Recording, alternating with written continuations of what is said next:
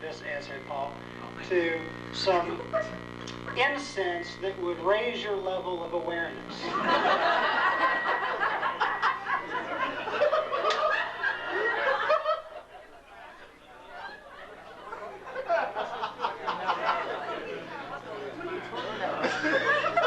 Well, they may be hauling Chuck off to jail. He has passed the bar in Kentucky.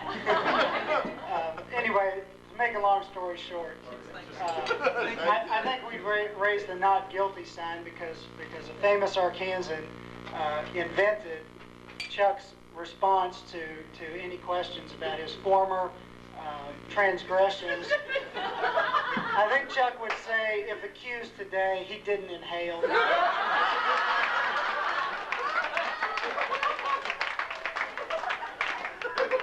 No, Mrs. Kobe. And we didn't inhale. And we'll never do it again. We swear. Anyway, I'm just glad to be here. I haven't seen Chuck and these guys very much because I'm out there in the hinterlands. But Risa, I think you pick yourself a good one. And if he says, I didn't inhale, you'll know it's true.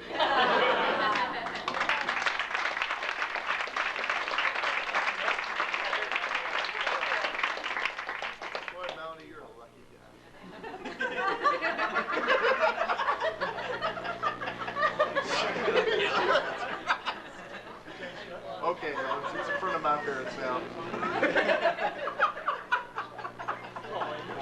Elaine and I have joint charges to make that Charles Kobe is a carrier of infectious disease. My sister and I have testimony to give that is of a sensitive nature. Those of you who have delicate sensibilities may choose to leave the room at this point. The charges that we want to file jointly against Charles Kobe is that he is a carrier of infectious disease, takes no precautions to protect those around him, is a threat to the community at large. Ladies and gentlemen of the jury, I am here to discuss these very serious charges that my sister has made up.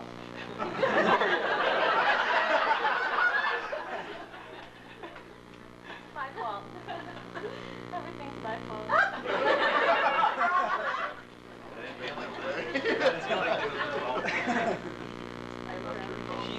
I'm not proud of what I'm about to describe.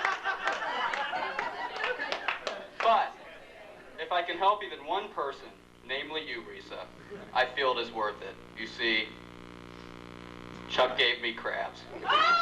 It wasn't pretty. After much anguish and soul-searching, I believe I can discuss this with you today. Cohabitational residential abuse syndrome, crabs. You see, I lived with Chuck for 3 years, and I can trace the onset of these symptoms to that very date. Throw him in jail. I lost my place. I was so organized. But not yourself. I actually lost my page.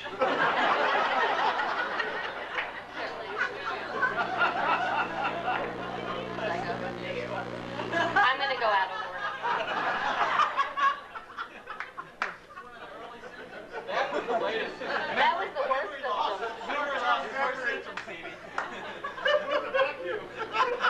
Chuck is suffering, ladies and gentlemen of the jury, from a disorder that many of you have experienced, but very few of you will discuss in public.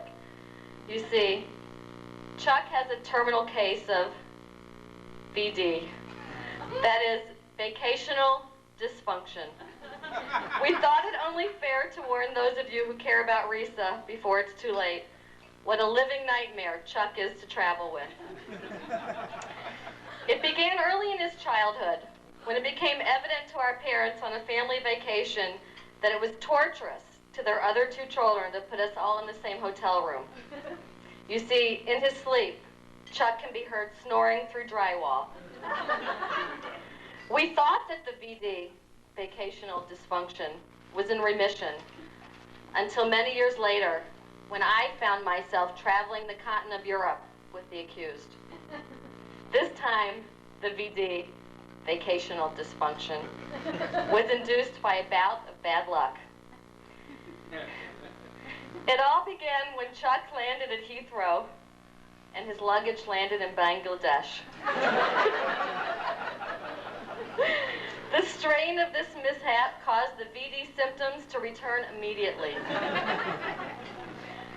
An example I wish to cite demonstrates Chuck's easygoing acceptance of train travel.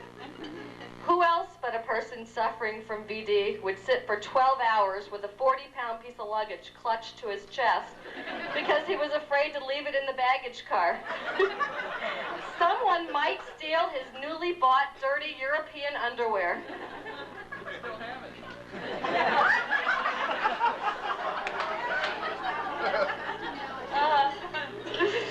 The disease lay dormant for many years following the European experience, until one fateful morning in Hilton Head, South Carolina. The morning started off like any other morning. Chuck walked into the kitchen, vaguely acknowledging that there were other people in the room, grabbed his health food brand cereal, the last banana that he had hidden the night before so no one else would find it. Carefully, he knows what I'm about to say. Carefully poured his cereal, sliced the last banana, and unexpectedly poured sour milk all over it. It wasn't clear that there was a problem until Chuck put a heaping spoonful in his mouth, and that strange look, common only to VD sufferers, overtook him. Naturally, the rest of us saw humor in the situation, but not Chuck. The vacational dysfunction clouded his sense of humor for days to follow. I'll stop here, out of respect to Risa, who will be locked on a cruise ship with Chuck for the next 2 weeks.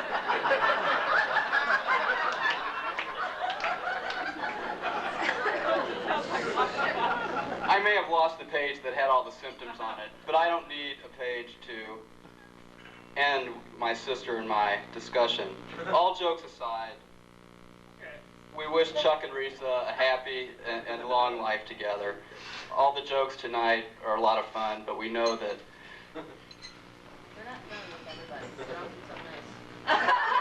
this is the last page in my sheet. I don't have the correct sheet. We'll get nice in a minute. Not yet. We have another one. I've never been in charge. He'll never learn. Michelle Morgan.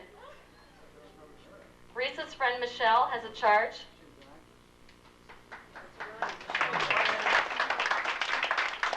Michelle is charging Risa with cross-dressing. That is a serious charge. I realize this is a very serious charge, and it's very difficult for me to bring this forward because Risa confessed this and told me and swore me to secrecy, and I have not told another soul. Until tonight. The story begins with Risa when she's going to get her wedding gown. I was not there at the time. As I said before, she confessed this story to me. As you women know, when you go buy clothes, you take them back to the dressing room and you change your clothes.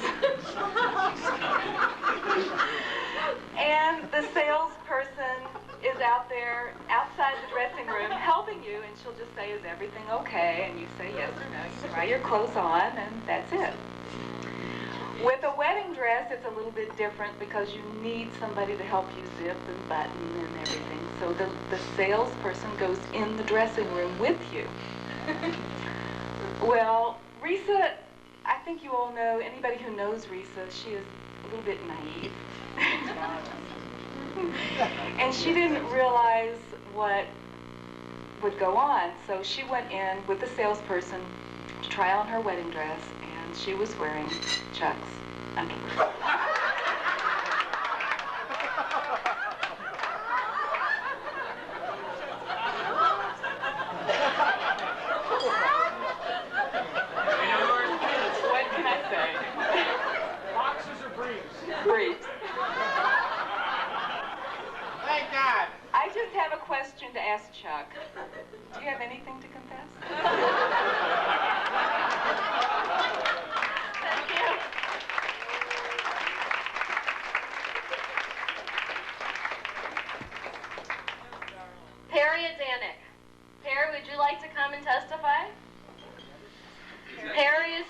charging Chuck with excessive attorneyism.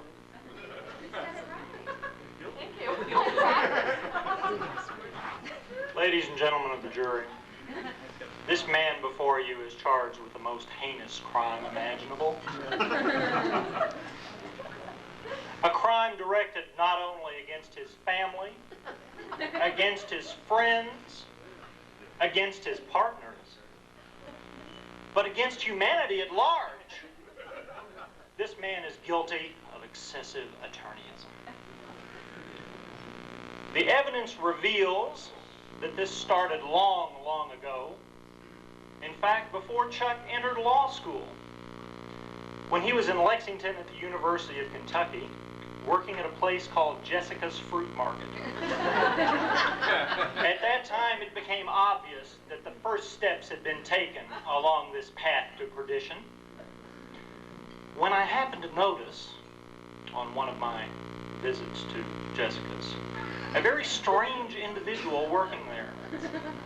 Now, you have to realize that this is sort of an open-air fruit market. They've got a little cover, and things are coming in, going out quickly.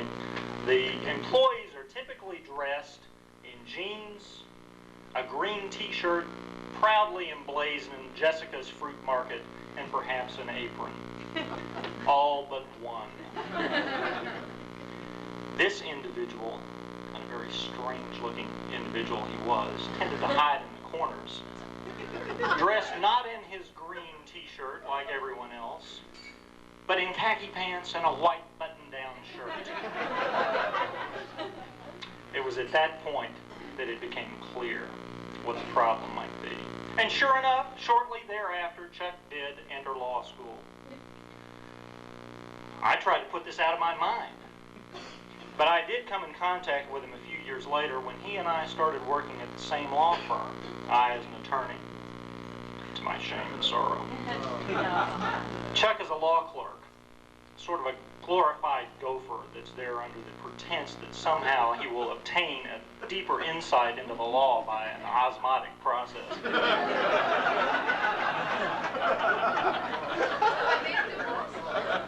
After Chuck's experiences there, we've started to question this process. But it was there that Chuck learned the art of invisibility. Instead of scurrying about in the corners of an open-air fruit market, Chuck became totally invisible. In an office upstairs with no phone, no intercom, no way to reach him, except going to look for him. The one place you'd never find Chuck was in his office, and that pattern continues to this very day. Even when Chuck is in his office, you can't find him. First off, because it's easy to overlook something that small, but also because the interior of this office resembles something that you'd find in a Dempster dumpster. Stacks of documents piled high. Things all over the desk, all over the floors. You can't sit down in any of those chairs. They're piled to the rafters. But it hardly matters because Chuck's hardly there at all. Which led him to the name, the elusive Mr. Kobe. The senior partner would stand at the bottom of the stairs after frantically trying to locate Chuck to find out the current status of one of his assignments, and in a state of extreme frustration just bellow, "Where is the elusive Mr. Kobe?" And from somewhere he'd appear. Usually the men's room.